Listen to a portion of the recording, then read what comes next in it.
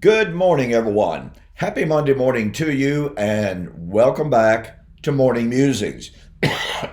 Pardon me.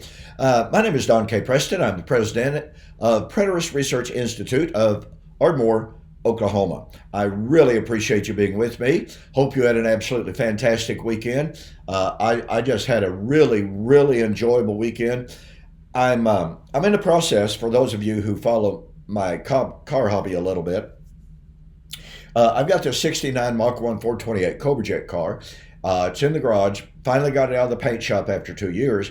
And I actually made some progress reassembling it over the weekend. Not huge progress, but at least some progress. And I'm kind of at the point on it where any progress at all is almost cause for dancing, but I won't dance. So it really felt good to be able to make some progress on my car. So there is that. Okay, a little bit of housekeeping here that's important. Do not forget my March 2024 two-book special that's going to save you almost $20, folks. Okay, All Things Fulfilled. These are the days when all things must be fulfilled, and Resurrection Feast Fulfilled. These deal obviously with the issue of the feast days and the fulfillment of the typology of the feast days. And obviously the last book, the large book on Sukkot, goes in depth. And by the way, thank you so very much for the wonderful feedback that I'm getting on this book. It took about 5 or 6 years to produce, and tons of hours, all of which was thoroughly enjoyable, by the way. And so it's gratifying to start getting feedback, positive feedback on the book. So thank you so very much. Now, do not forget, here we are Monday. It is March the 18th. Tonight, 7 o'clock Eastern Time, all right, 6 o'clock Central, I will be having a formal debate with a fellow by the name of Chris Date. Now, Chris Date calls covenant eschatology, the full preterist view, he calls it rank damnable heresy. He mentions no words on it, and Chris is a well-educated guy, and so I'm extremely excited about this debate. You can find the debate. By the way, there's an announcement of it on my website at donkpreston.com. Just go there and you may have to scroll down a little bit, but nonetheless, the announcement is there with a banner. All you'll have to do is click on it. Also on my Facebook page, I posted the announcement of it almost a week ago, I guess. So you have to scroll down just a little bit to find it, but it's all there. And again, it is on Standing for Truth Ministry or ministries.com by Donnie Dubinsky. Budinsky, excuse me. So again, this promises to be a really excellent debate. Now, some of you may find this hard to believe. Chris Date talks faster than I do. I didn't think that was possible.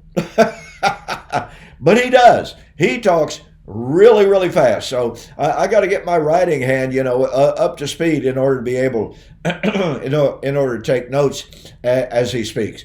But again, that's tonight, March the 18th, 2024, on standingfortruthministries.com. Be sure to tune in. Chris will be affirming that there will be, at the end of the current Christian age, at the end of time, there will be a physical resurrection of human bodies out of the dirt. Now, that's not the precise affirmative proposition, but that's the point.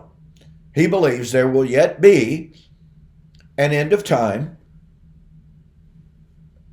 physical bodies coming out of the grave. I deny that. So, an important discussion, right? Very important. And here I've done this again. Some of you, I did this recently, and some of you said, no, it didn't make any difference in the audio, and that's great. Hope this didn't make any difference. Man, this morning, I'm filming this on Sunday morning, and man, I have already been so busy this morning. Absolutely incredible. And I'm just having a ball. Okay. So now last Wednesday, I shared with you how the New Testament, both in Colossians 2 and Hebrews chapter 10, 1 and 2, and it's implied in Hebrews chapter 9, 6 and following, it says and teaches that the Old Covenant law, the entire cultic world, all right, and specifically the new moons, the feast days, and the Sabbaths, were shadows. Now we find that, and I've already shared it with you, in the fact that the feast days, according to Leviticus chapter 23, were all called convocations. Now look, folks, I have had some folks who are Sabbatarians try to delineate between this feast or that feast, etc., because it doesn't call this feast or that feast a convocation. It doesn't call the seventh-day Sabbath a convocation. Specifically, although it does say that all of the feast days were convocations. These are the feasts of the Lord. That's the inclusive statement. And those feasts of the Lord were all convocations. Nowhere in Leviticus chapter 23 does it suggest, imply, or indicate that, well, this feast is not a type or a shadow or a rehearsal. All the rest of them are now. No, when he says these what? These feast days. These are the Sabbaths of the Lord. These are the holy convocations of the Lord. So, in desperation, attempts are being made to escape the force of this. But again, the point that I want to get at this morning is to show that the New Testament writers are very, very clear in pointing out that the fulfillment of specifically, the last three feast days, the new moon's feast days and harvest, was about to come. Now, very quickly, let's take note of the fact what the last three feast days symbolized, foreshadowed, and rehearsed. You have the Feast of Trumpets, as it's called, Yom Teruah, Rosh Hashanah. In fact, the Feast of Trumpets had about 10 different names down through time, expressive of different ideas, different elements of the day. But chiefly, it is the Feast of Trumpet, and there is virtually unlimited or unexceptional agreement that Yom Teruah foreshadowed the day of judgment. I'm not going to go into any lengthy discussions and documentation of this. I do point it out in this book, Resurrection Feast Fulfilled. I want you to notice the imagery of the sounding of the trumpet, because on Sukkot you have the sounding of the last trumpet, okay? So all of those sounding of the trumpets foreshadowed, specifically Yom Teruah, foreshadowed the judgment. I've already shown with you and for you how Hebrews chapter 9 develops the imagery of Yom Kippur, of how the high priest went into the most holy place, sacrificed himself. I'm going to get this right in a minute. I got something in my eye distracting me. The high priest offered the sacrifice, went into the most holy place there to offer that life, and came back out to announce salvation to the awaiting crowd. Likewise, Christ had come at the end of the age. He sacrificed himself, went into the Hebrews 9:24 went into the most holy place there to offer that sacrifice, and was about to come to bring salvation. And the writer of Hebrews says, chapter 10, verse 1, for, that is, he will come again a second time apart from sin for salvation, for the law having a shadow of good things to come. So the writer is undeniably linking the typology of Yom Kippur with the actions of Christ, and says Christ was going to come the second time Just like the high priest had to come out of the most holy place to bring salvation, Christ was going to come the second time to bring salvation, because the law was a shadow of good things to come. We therefore have the undeniable, unequivocal, irrefutable demonstration of the typological meaning of Day of Atonement in this case. But remember, Paul said the new moons and Rosh Hashanah was observed on the new moon. So the new moons, the feast days, and the Sabbaths were all shadows. More on the Sabbaths plural here momentarily. And then we have, of course, the second coming for harvest, Sukkot. And once again, that's what this book is focused on. So we have the final feast day, sort of kind of final, which was Sukkot, the Feast of the Ingatherings, and don't forget, Pentecost was the Feast of First Fruits. I've already developed that a little bit. So we have Feast of First Fruits anticipating the harvest. And Sukkot was the Feast of Harvest. So what do we find in the New Testament in relationship to each one of these feast days and what they symbolized and foreshadowed? Point number one, the judgment. Now here's what's interesting. Really, really fascinating. In the rabbinic literature, and look, folks, a lot of times I've pointed out what the rabbis believed, what the ancient rabbis taught. And generally the response of, especially the Sabbatarian folks, is, I don't care what any unbelieving rabbi said. Well, we have to be judicious in reading and applying things that the rabbis said, just like we have to be judicious, pardon me, in reading what any other scholar would say. But to be so easily dismissive of the ancient rabbis who spent every waking day and hour in study of the law, and simply saying, when they don't agree with us, by the way, oh, well, they're unbelieving Jews. They're unbelieving rabbis, so that doesn't mean anything. Folks, that's improper. Can we only learn from people that we agree with? No.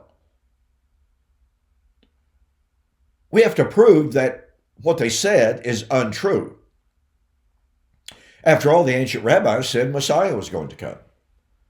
The ancient rabbis said Messiah was going to come and bring salvation. Were they wrong on that? Oh, well, they're just unbelieving ancient rabbis. Yeah, we don't have to pay attention to them. Just a bunch of unbelievers. Really? Those same ancient rabbis said, God's word is unbreakable. It's inspired. Were they wrong? Do you see the point I'm making? So when I point out, here's what the ancient rabbis said, and they concurred in that, pardon me, and then we have other scholarly, historical scholars who say the same thing. Do we just so easily dismiss that? I recently said in a video concerning creeds, concerning scholars, and I say the same thing concerning the rabbis. Anytime they make a statement that agrees with Scripture, I'll agree with them. What's wrong with that? If they're teaching truth, they're teaching truth. Doesn't matter who they were. Okay, so there's an absolutely universal consensus among the ancient rabbis, among historical scholars. Yom Teruah foreshadowed the judgment. And here's what's particularly interesting. Among those ancient rabbis, this is what I was getting at and all of that, they said that the 4-month period of time from Pentecost until Yom Teruah, Day of Judgment, Feast of Trumpets, was a time of waiting for the judgment. That's what they called it. So from Pentecost until Feast of Trumpets was the time of waiting for the judgment. Now, did that 4 months represent 2,000 years and counting, ladies and gentlemen?